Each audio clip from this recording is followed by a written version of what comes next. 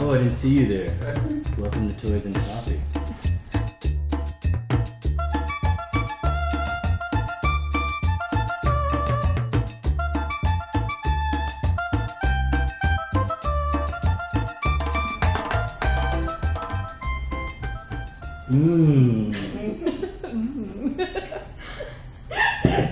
I already love this podcast. Hi and welcome to Evenings with Toys and Coffee. I'm Waji. I'm Madi, and tonight we have comedian John Vargas with us. You brought something today. Tell us about it. It's a toy. I'm not gonna open it. It's already open. Sorry. Okay, I didn't mean to disappoint you guys that's your fetish about opening stuff. This one's already open. But this is super arrogant. Somebody made a toy of me. It's pretty cool. You can't buy one. Sorry. Not available. No, this is One of a kind. One of a kind. Oh, okay. Yeah, they didn't believe me, so I brought it. I love It looks a little bit like me. Why does it have a gun? Are you super... No, it's actually made by a guy named Mock Joe's. Shout out, plug. Mock Joe's. He actually makes action figures for people. Like that's what he does for a living. Oh, nice. And he used to listen to this podcast I did, and he made an action figure of Because me. you're always shooting Yeah, fire well, shot. I mean, it was at supposed to people. be like a play because obviously it has my daughter Right. attached to my chest. You could actually take it off too. I can remove my daughter. Not the gun though. The gun has to stay in my hand. But I can remove my daughter if my action figure needs to shoot somebody. You can bring her to safety. nice. Yeah, it's pretty cool. Thanks, Mark. Didn't get to open it. Sorry, guys. You don't get to touch yourself. Oh. Okay. John, where did you grow up? In Miami. So you were born and raised here. Yes. Awesome. How do you feel about that? I don't know. There's a lot of things I like about the city. There's a lot of things I don't like about the city. What was your childhood like? Oh man, come on. What are you trying to get me to start crying? Things are so hard! No crying. No, Everything it's is the wrong. shotgun. Yeah, Or come on, man, look. A rifle? If this is somebody's rendition of me and it automatically includes an Uzi, it's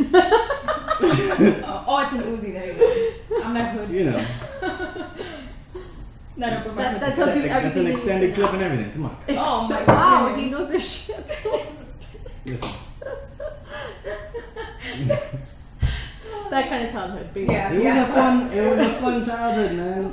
You know, come on. That's good. That's Like I'm the only person who had parents that grew up in the 80s and shit. That was everybody's part-time job here. Yeah. What do you do? I'm a nurse and I sell drugs. Oh my god. So when and why did you get into comedy? Oh my god. I started when I was 17, the first time I ever got on, and that was it. I just never stopped doing comedy. And why did you decide to start? I don't like talking. What did you think? Can you even I thought we were gonna open fucking toys and talk about the toys. We're gonna have to make him open a Hello Kitty. Yeah, I think it's gonna happen. It's okay though. We're gonna do it before the end of the night. So, I don't know. I had some friends that told me that I should try it or whatever, and you know they were wrong. They were so wrong, but I did. And no, I mean I used to do a lot of speech and debate shit in high school, and I used to do like a lot of competitions and stuff like that. And then once I graduated, I didn't really have anything to do.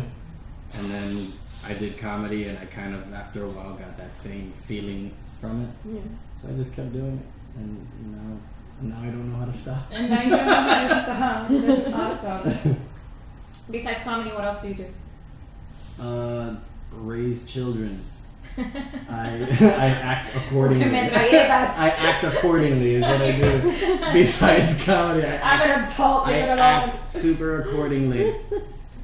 And do you have any talents besides comedy and parenting with? Sorry, that discussion is for sex toys and comedy. No, I don't know, man. That's the kind of show you have today, ladies and gentlemen. I don't know. Do you paint? No, I'm actually fucking horrible when it comes, and that's something that I would really like to do. Really? Yeah, I really wish I could draw. I can't. I'm pretty sure you would try. Like, I'm sure if I sat there and Yeah. you showed me like something and I could try to copy it with a pencil, it would look somewhat close to it. But I'm not good with it at all. I don't have a lot of talents. We gotta test this. No, I don't have canvas. You have them. Yeah. Damn it. I'm telling you, my We shit. should've done that. My shit would look like a 4-year-old watercoloring. That's awesome though. That's Super Van Gogh. Yeah, like I don't care. Like I'm What just do you not think good Van at Gogh's stuff looks like? Like a 4-year-old drew it. it. No, man, come on. There's still some structure behind that guy's shit. I put the man down like that. I'm not trying to. That's actually where your talent comes from your childhood. Oh man, exactly. Hello, With we the just Uzi. discussed that. I didn't have time to learn how to draw shit. Okay, Okay. I'm sorry, my bad. All right, Maddie. No, you're up actually. I'm trying to run through these questions so we can get to the meat and potatoes of this. Okay, so tell us about the first time you were on stage. It was horrible. That's it. I was horrible. You were horrible? Let's say I was horrible. What Not- was it? Was it like a talent show? No, was it an open well, mic? if you want to be You were technical, the first time I got on stage, I was in FIU at the time, and I went and I asked the student programming council guy if I could do, like, I was like, oh, can I do like 5 minutes in this show they were putting together, and it was for a hypnotist and a mind reader. Nice. It wasn't even like a comedy show, but of course he was like, come back tomorrow and do like, do some time here and we'll let you know.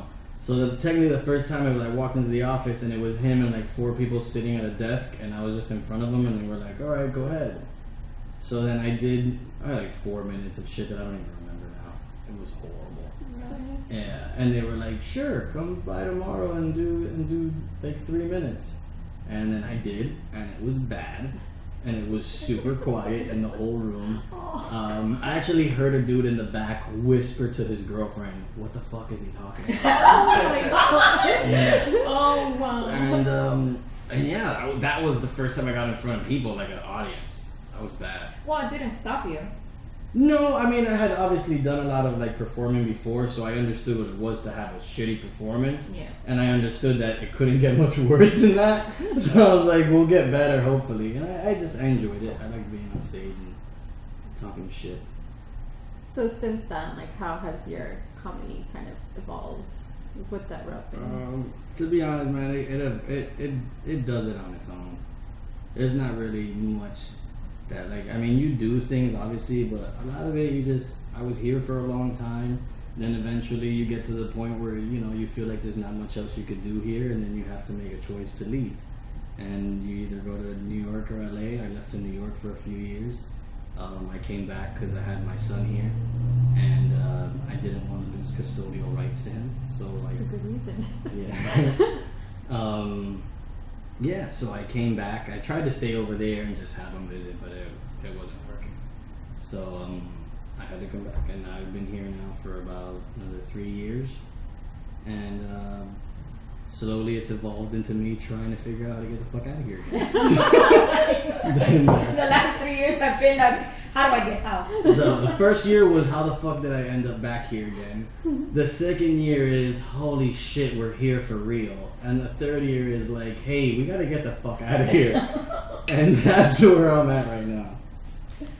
Okay, so But I love the city. you love the city. I just need to get the fuck out. It's because it's just not here. Like there's just Right. not, and I understand, the people's desire to have it be here. Almost a stubborn desire to Yeah, have it be it's here. more stubborn than Where it's like, no, here, and it's like it's very arrogant. I think it's like a spoiled thing that we have in the city because we are a very popular city for a very small fucking city. This is not LA, this is not New York. We haven't been around nearly as long as those cities have been around. None of our culture scenes have been around nearly as long as theirs have.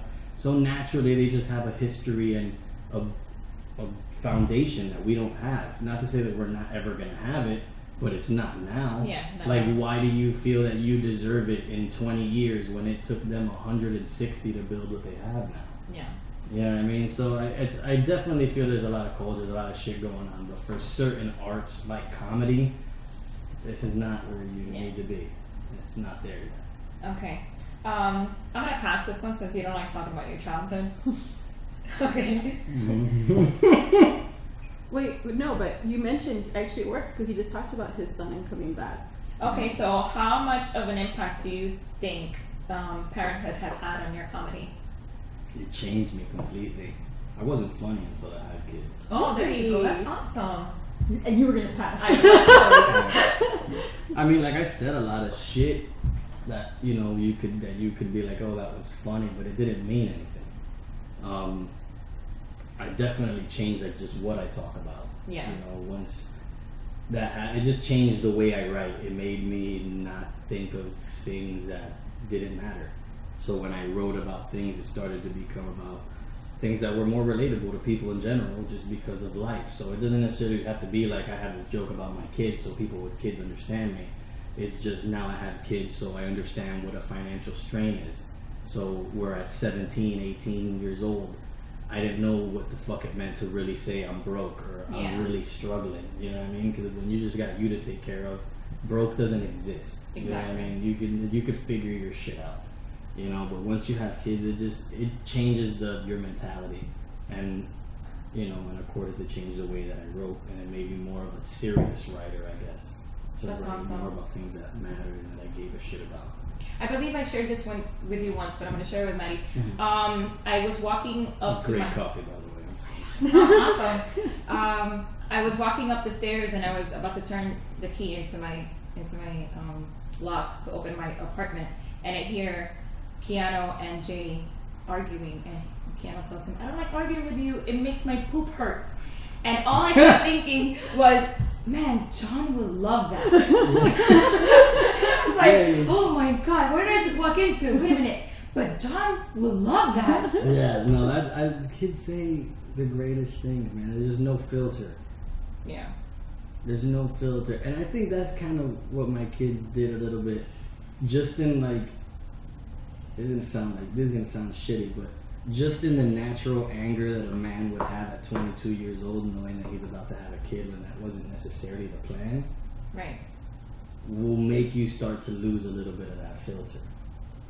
That's A interesting. little bit of it is like, you're happy, there's all that shit about you just being a man and I'm gonna have a son or whatever, but part of it is like, what the fuck did I do?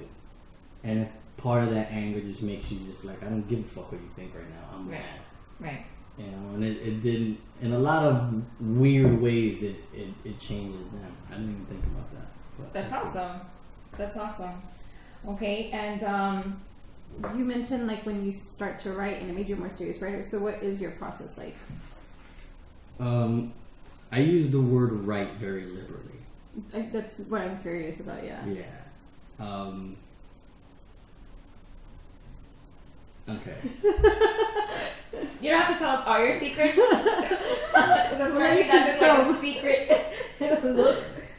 No, it's just because I don't like talking about it. No. It's just not because it sounds like I don't. Right. Do you freehand? Like, do you just freestyle a lot of it, or do you? Well, you do complicate? comedy off the dome, and that's something that you don't write. That's why I don't like talking. It's not. I don't like. I write, but I don't write like with a pen and a pencil. Like when I was doing that speech and debate shit, a big part of that when I was taking scripts and then rewriting chunks of the script, only a certain amount, because you were only allowed to change a certain amount of the script to the way you wanted it to. So that kind of showed me how to write, but then I wasn't allowed to have the script in front of me. So I would remember the script, and then I would rewrite it, and I would remember it again, and I would rewrite it, and I would keep on changing my parts the way I wanted them to be. I would do like humorous interpretation or whatever. Mm-hmm. So I would keep changing it and keep having to rememorize it the way that I changed it to now until I submitted it the final way that this is how I was going to perform it. Right. Which I don't have to do any of that shit now, obviously, with my comedy material. But because of that, when I started doing comedy, I never really had to write things down. it's written in my head, and I can scratch things out, replace it, and switch it as I need to, and I'll remember it that way. That's awesome. And I hate that. It's a good process. It's not a good process. It's a very. It works for you. Yes, but it's also been a negative in certain things because it makes you lazy, because you become reliant on, like, I know that I can do that like that. To where, yes, when it comes to stand up, I can do it like that, and it's not a problem. But when I need to submit a script or write a script or write something like that, that's when it becomes like work, where I'm like, hey, you have to sit down here and you have to write this because you have to produce it. So you are a writer? Yes. So when we asked you what other talents you had, you were like, I don't have any talents. John, you lied on Toys and But Coffee. I mean, I kind of include all of that in one, just like, that's awesome. I don't really separate that. Like, I'm not one to have 8 fucking job titles separated by a slash on my business card. I'm an actor / writer / comedian / personality. So comedian is all of that. Like, yeah. Like, yeah. You can't really have one without the others, I guess. Comedy is just the avenue that I took to get into everything else. You know, but can I act seriously? Yeah, I can do something serious too. It doesn't have to be funny all the time, but that's what I enjoy the most, and that's what I feel I'm the best at. So that's the road I took. But I mean, other people don't do fucking stand up. They just go and audition for commercials and shit. Like, I just wanted to do it through stand up. It was more fun for me. And there's a career in itself, you know, that just happens to lend itself to a lot of other things if it works. If not, you're fucked. What's the best part about comedy? This. Like, what's this? Like the middle of it. Like, we all know what the end game is. We know what we're trying to get at, and it's great. But if you don't enjoy this part, then it's fucking tough, man. And this means like going to shows on a Tuesday in a bar that nobody's at.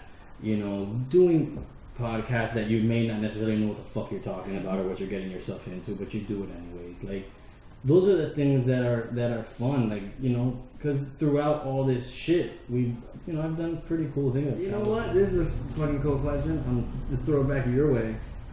You guys see me a lot, like, on stage. You guys see me a bunch of times, and we've never really like spoken, like really like hung out, kind of like. Was there a difference between the two people? Yes, there is. There is. Really? How so? It is. It's different. You're in your own element when you're up on stage. I think that, and I've seen it. I'm friends with Eric Silva. Like, I've known Eric since I was 18, 19 years old, and I see it with him too. Like, you guys are on, and it's like the switch comes on when you guys get on that stage, and it's really funny. And then you guys come off, and it's like when you get out. When you get off the stage, you disappear. You do like a Hove. Like a Jay-Z act. You get on stage, you perform, you leave. Yeah. Done. You're done.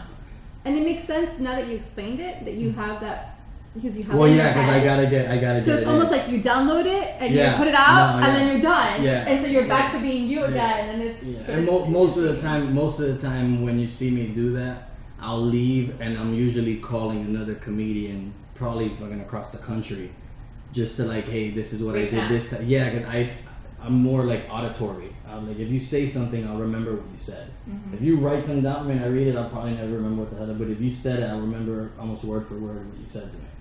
So I have to like almost repeat it out loud, like, "Hey, dude, I said it like this," and me hearing myself say it and saying it again. Once I say it once or twice, I'm good. You said something. You were like, "Oh, yeah, I'm not a big deal." But I've been around long enough to see how the other comedians react towards you, and they look up to you because I've even seen what's her name, Mary. Mm-hmm. Once she's done with her performance, she comes and she looks for your opinion. So some okay, do. But some do, yes. But that's what I'm saying. The ones that have been around. It's not that. It's just the ones that can take an honest opinion. Criticism, yeah. Because. Again, like you're dealing with a mature audience. A lot of the respect, most of it comes from time. It has nothing to do with like, oh, like I'm better than this guy or I'm the one that's of course I'm better than them because I've been around twice as long as them. If I'm not better than them, then I have a problem. Right. I'm doing something wrong. Yeah. You know what I mean? So that's I mean, I get that, but the respect comes just from that. It's like, I know you've been doing this, so it's not like, oh my god, he's so like. And you're good some at what of, you do. Some of these people that are doing it now that come to me and ask me for shit, in another 5 years will probably be way funnier than me. Something. Right. You know, because they all come into their own eventually. They all figure it out as long as they keep doing it. That's the thing. You can't stop doing it. This isn't something that like, oh, I'll get back to it in 3 months. Like, dude, if you didn't get on stage this week, you quit comedy. Yeah. Like, you quit comedy for a week and a half, and then you decided to start doing it again. Yeah. Because it's not, you get rusty. It's not like a bike where you just get on and you figure it out again. Like, it takes a minute. You know, a lot of that respect just comes from them knowing that I've been doing it that long. And I mean, even me, there's probably some people you haven't seen though down here that I would act in that way too. Okay. You know, and it doesn't necessarily mean that they're funnier than me or I'm funnier than them. It just means that when I started, you were already here, and you're still here. Yeah, there's respect. And there's because I know how fucking hard it is to stay doing this. You know, because people, you have like comedy, but then you have a whole nother life next to it that's running parallel, and it's very hard to balance the two.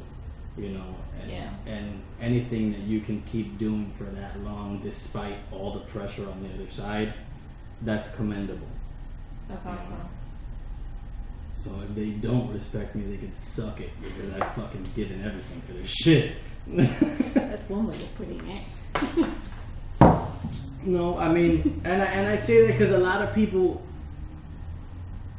man, I have a hard time like saying, "Oh, I'm a comedian." I don't like saying that because I haven't done shit. Right. I haven't done shit. What have I been on TV? Whatever. Like, I haven't done shit to say like that's my. I can't make. You know what I mean? Like, I can't make I'm not balling off of this. Right. You know what I mean? So that mentality that a lot of the people get, where it's like, I'm a comedian. It's like, what the fuck have you given for this? My son has given more to comedy without even being a comedian. Without being on stage. Yeah. With having nothing to fucking do with he sacrificed more in his life without even choosing to. Yeah. You know what I'm saying? For this game that his dad decided he loved. So I don't. That's why to me I don't take a lot of this shit lightly. It's very like, hey, this is it's a life choice. It's a lifestyle. You have to enjoy this part. You were saying, what was the worst part of being a comedian? The balance. The balance, for sure. It's really hard. Yeah. It's very hard. You can't. No matter what you try to do, it becomes like a battle sometimes for your attention. And there's only one you. You can't divide yourself 100 times. So it's just you doing as many shows as you can in a week without having anybody at the house mad at you for it. You know what I'm saying? So like, whatever your son needs you to do or whatever, you have to make sure that you figure out a way to do this before you have to leave to your show that day. Because if not, you're a dick. You know? And in a way, like, at least for me, I'm very like guilt oriented. So the minute I don't do something, I'm like, look at you, you're at this show and you didn't even go get that for your son today. You know? That's because they're still young, because it gets to the point it no longer counts. No, but I mean, I'll take your word on that, because I still do that shit. Even at home, like with a girl, like, I've had nights where, like, and this is serious shit, I've had nights where, like, my daughter will fall asleep early, right? 6 o'clock, 7 o'clock, she knocked out, she was tired. In a normal house, a guy will sit down with his wife, take a shower, have some dinner, and enjoy that night because the daughter's asleep. How often do we get this peace and quiet? That one-on-one, Yeah. But what I do is, as soon as she falls asleep, I take a shower, I give them both a kiss, and I walk out the fucking house. Not cool. Like, am I gonna do it? Yes, I'm gonna fucking do it. Is it cool? No. But I understand that. So you try to make it up in one way or the other. You know? And sometimes you do, and sometimes you don't. and you end up having to come back from New York. It all comes back to the Big Apple. Speaking of Big Apple, so you've done comedy here, you've done it in New York. Where else? I mean, I've done comedy in LA. I've been there a couple times. Nothing like people would like, oh yeah, Johnny's here. Like a couple times that I've gone there to do some stand up. I've actually done in Grand Cayman for a while. We were getting like sent out there. That's cool. Yeah, we did some cool shit, and just like obviously bordering states and shit like that. Mm-hmm. But nothing to where I could be like I did a national tour. Like, Any show in particular stands out as memorable?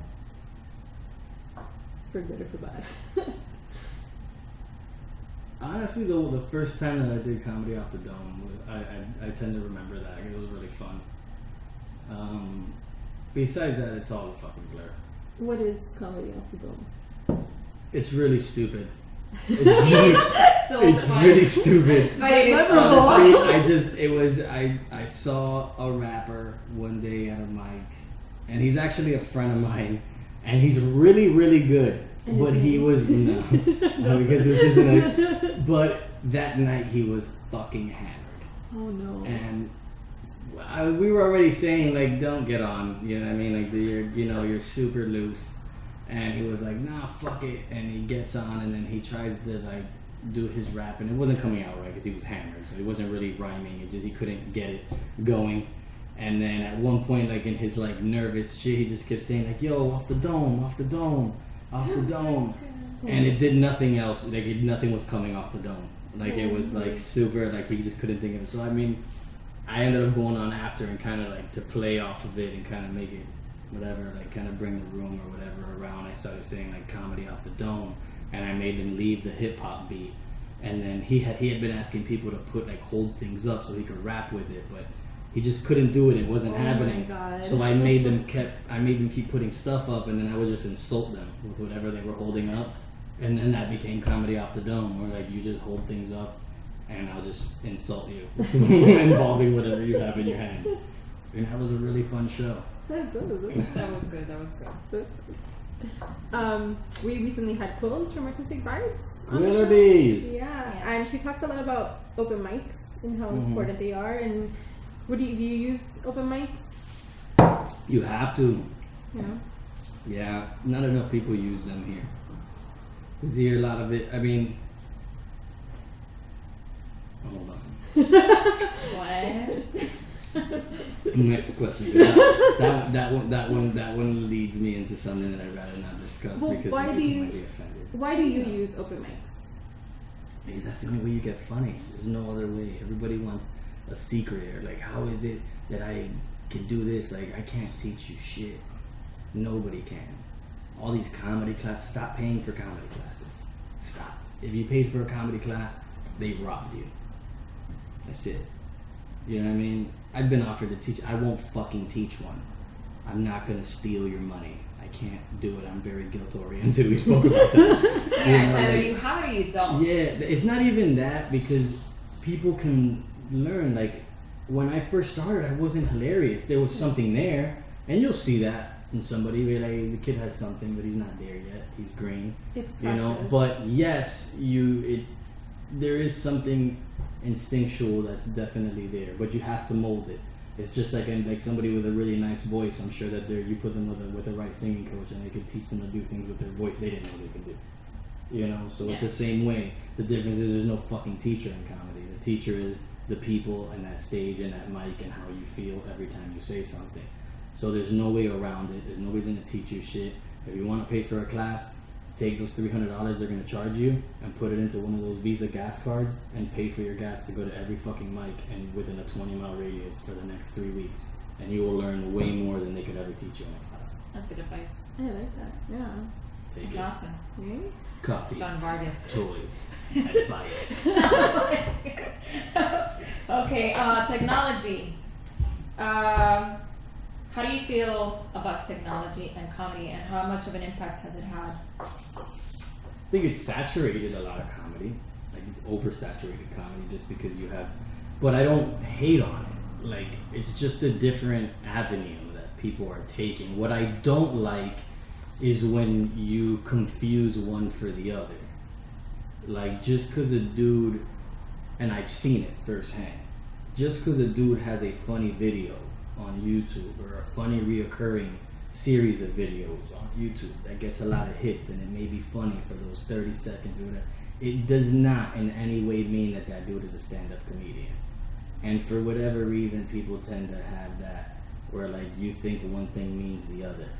Like, oh, I'll just do stand-up. Like, bitch, this ain't that easy. You know what I'm saying? This isn't just something you decide to do. Like, you know what I'm saying? Like, the same way I can't tell you know what, tomorrow I'm just going to be a singer. Like, it's not going to work. You know, so I like what they're doing with the whole YouTube thing and Vine and Instagram and the videos. I love it. And there's definitely ways to be funny in it. I hate that I came in the generation that doesn't understand it.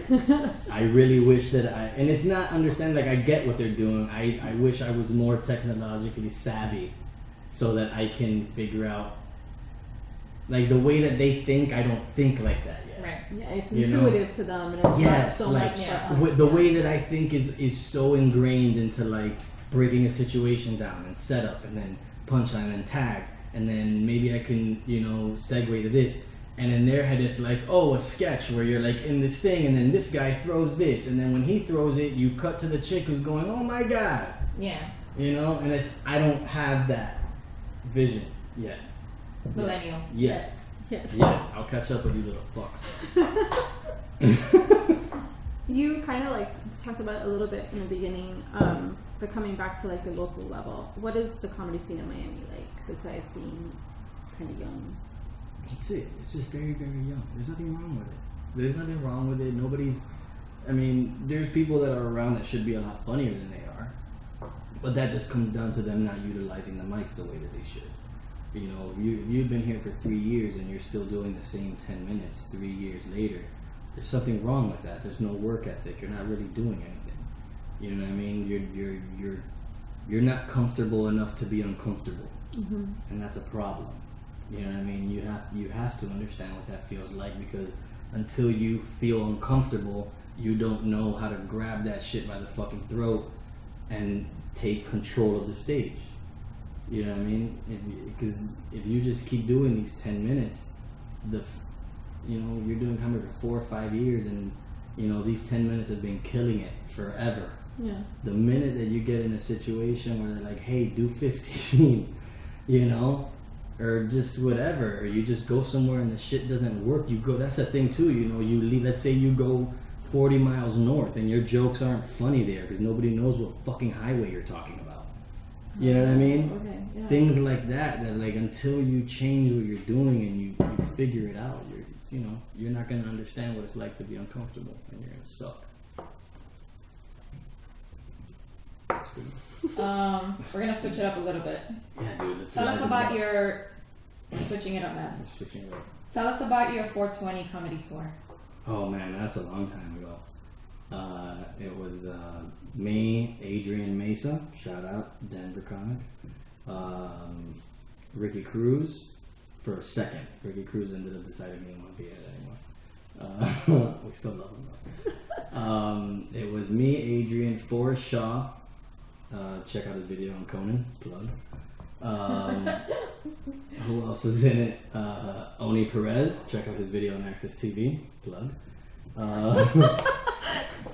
Who else was in the group? I think that was pretty much it. I think it was Forrest, Adrian, Oni, me, and it was one other guy. I can't remember him. He doesn't do comedy anymore. Doesn't matter. He doesn't do comedy anymore. That's it. Yeah. But that, and it was actually put together by Gideon Horowitz. Okay, if we're gonna give proper fucking credit. It was put together by Gideon Horowitz. Okay, and he was the one that really pushed for it. And at first they didn't want to do it, and then eventually he pushed hard enough, and he actually ended up getting the Improv. We'll say it like that. He ended up getting the Improv to book us throughout the state and do a small 420 tour. with a group of friends that I love dearly. That must have been fun. It was a lot of fun. It was a hell of a lot of fun. Why was it called 420? Because we were just smoking pot. and it started on 420 and it was fun. Oh, okay, there we go. Okay, legit. Mm. I have a question that's off script as well. You kind of mentioned something about being uncomfortable, and there's this thing in like right now, comedians are talking about this new generation being very PC, and like comedians kind of avoiding, like not. How do you feel like about that whole thing? Like some of the older guys are like I think it was Chris Rock said he won't even do a show at a university anymore because of how like PC it is, and Seinfeld too. Like, I think that's bullshit. I think that as a comic, if you really are a comic and you really care about the writing of it, you will find a way to say what you want to say. Like, you've heard me, I don't always say the nicest things. No. But when have you heard me offend anybody? Yeah. Like, blatantly offend somebody. And at least the rule I stick to is you don't make fun of something that they can't change. okay. That's my rule. Yeah. Right. I don't make fun of anything that you cannot change tonight. Right. Your shirt, you could take it off and you could put another shirt on. Your haircut, you could grow it or cut it, whatever the fuck. But like when you make fun of somebody's weight, this dude's not gonna lose 300 pounds overnight. Yeah. Yeah. So when you're making fun of a dude, to me that's off limits. You know what I'm saying? Obviously a mental disability, which everybody knows that, but that's something you can't fucking change. You know what I'm saying? And sexuality, in my opinion at least, is something that you're not gonna change. Yeah. People Yeah. are who the fuck they are.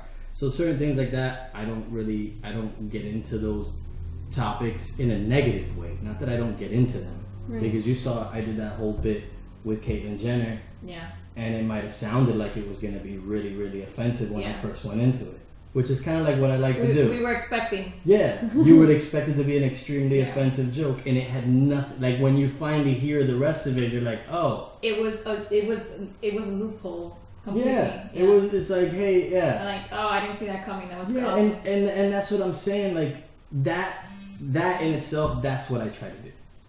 That's what I try to do. I try to say some shit that you would expect to come in the dumbest way. Yeah.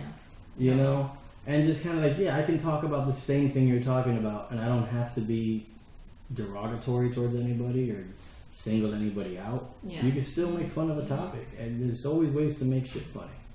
Do you think like the generation is more sensitive or PC, or do you think that's just a No, I perception? think that our generation doesn't understand that they're fucking okay with things.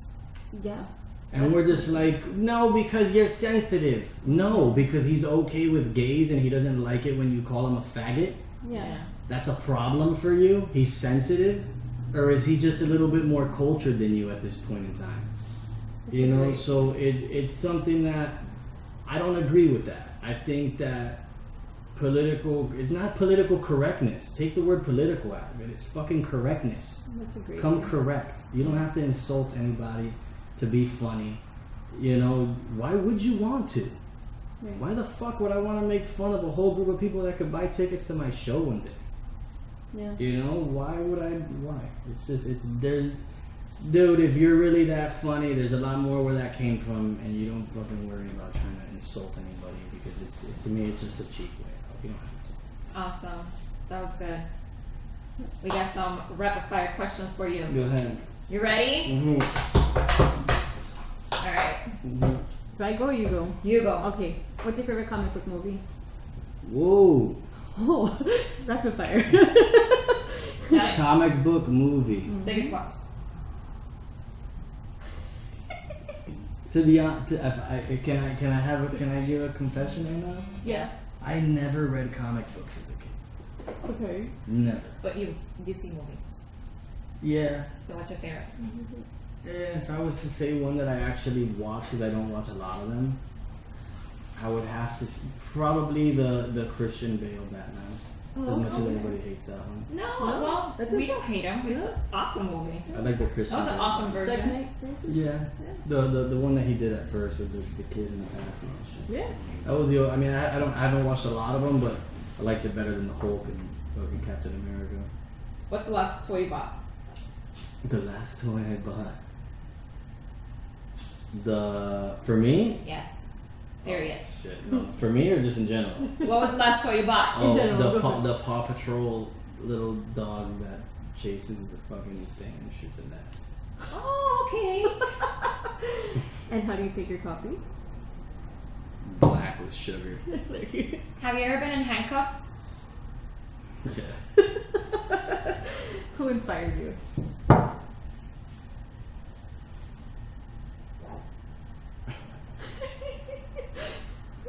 Drake.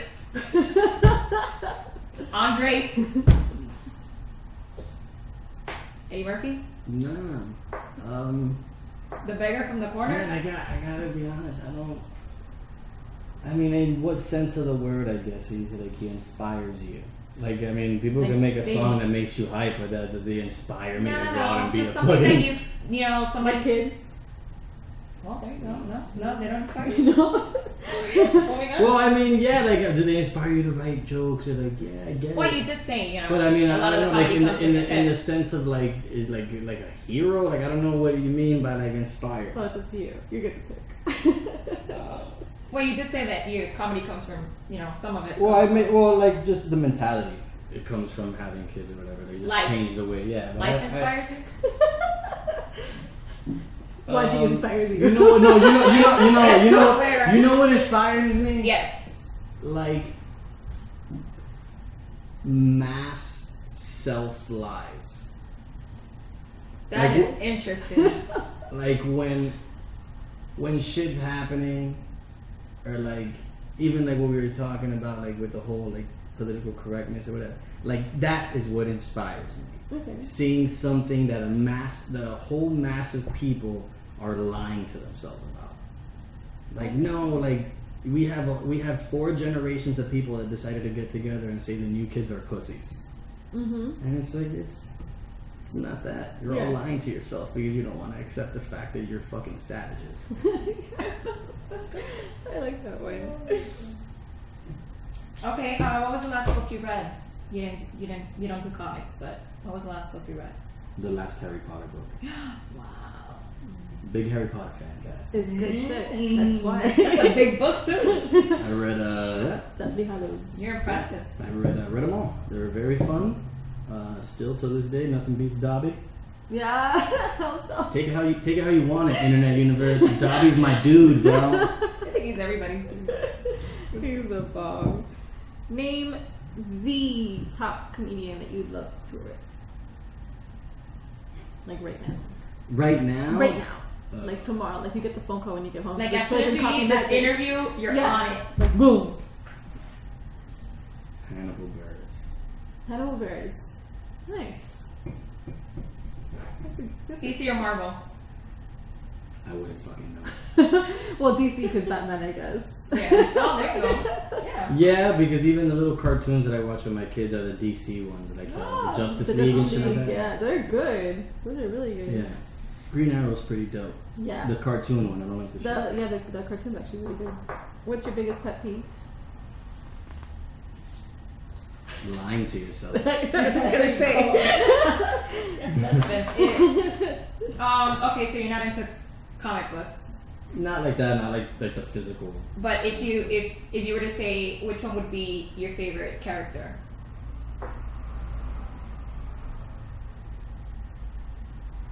Damn. Probably Thor. Oh, nice. Marvel. Probably. Oh yeah, I mean, took a turn. Yeah. Just his story is cool. It is. Yeah. Yeah. That is awesome. Awesome. And like that like blind goodness. Oh yeah. Like at the beginning where it's like he's a good dude, he just doesn't see what the fuck he's doing all the time. That speaks to you. I love it. I love it. Villains? What would be your favorite villain?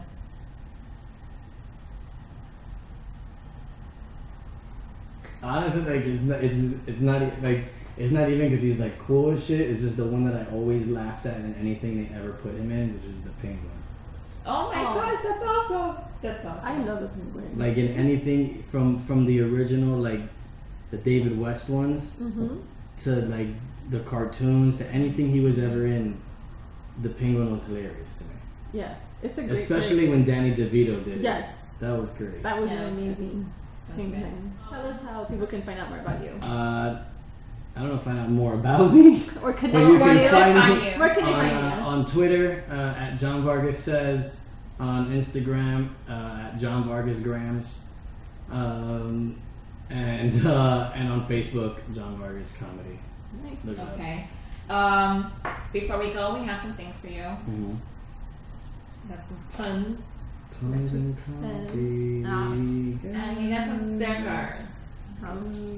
Chibis. Thank you for Oh my joining us, God. John. Super blessed, yo. Oh God. Yo, I just got blessed right now. Toys and coffee. Yes, you did.